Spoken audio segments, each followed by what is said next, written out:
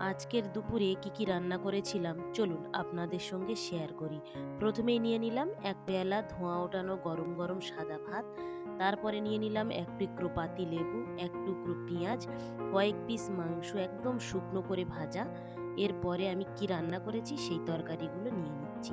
এখানে নিয়ে নিচ্ছি আমি কাঁচকলা আলু দিয়ে মাছের একটা পাতলা ঝোল, যেটা আমি জিরে বাটা আর কাঁচা লঙ্কা দিয়েই রান্না করেছি। একদম স্বাস্থ্যকর পাতলা করে একটা কলার তরকারি।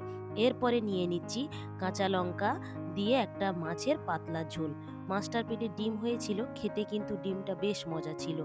মাছের পেটে ডিম হয়ে গেলে মাছটা যত না মজা লাগে, ডিমটা কিন্তু বেশি মজা লাগে।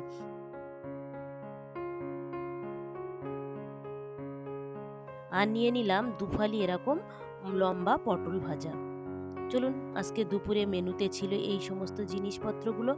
আর আপনারা কি দিয়ে খেয়েছেন অবশ্যই জানাবেন।